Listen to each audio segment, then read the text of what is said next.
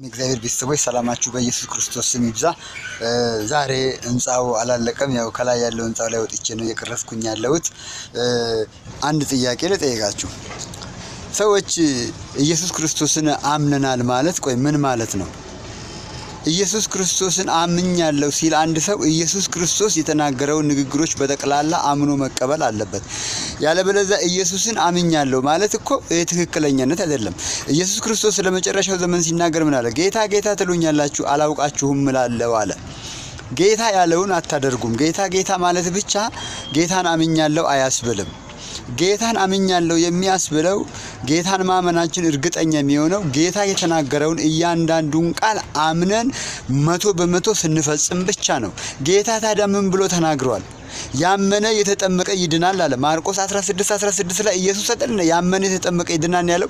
ዮሐንስ 3:1-5 ድረስ ሰው ዳግመኛ ከውሃና ከመንፈስ ዳግመኛ ካልተወለደ በቀር የእግዚአብሔርን መንግስት ሊገባ አይችልም ያለው ኢየሱስ አይደል እንዴ? በስሙ ንስሐና የኃጢአት ስርየት ከኢየሩሳሌም ጀምሮ ይደረጋል ብሎ ያለው ኢየሱስ አይደል እንዴ? ሉቃስ 24:46-49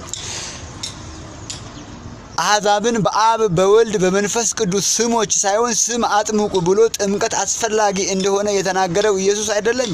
ስለዚህ ኢየሱስን አምኛለሁ የሚል ሰው ኢየሱስ የተናገረውን ቃል በጠቅላላ መቀበልና መተግበር አለበት። ጥምቀት ያድናል። ጥምቀት እድፍን ማስወገድ ሳይሆን ጥምቀት ክርስቶስን የምንለብስበት እንደሆነ ኢየሱስ አስረግጦ ተናግሯል። እግራቸውን ደቀ መዛሙርቶችን ባጠበበት ጊዜ ምንድነው ያለው? ካላጠብኩ ከኔ ጋር እድል ፈንታ የለህም ሲለው ጴጥሮስ ምንድነው ያለው? እግሬን ብቻ አይደለም ጸጉሬንም ሁሉ ነገሬን ነው ጠበኛል። ስለዚህ ጥምቀት አያስፈልግም ትላለን። ኢየሱስን አምኛለሁ የምትል ጥምቀት አያስፈልግም የምትል ከሆነ እስቲ ጥምቀት አያድንም የሚል ጥቅስ አምጣ። መልካም ጊዜ ይሆንላችሁ። ፎሎ እና ሼር አድርጉ።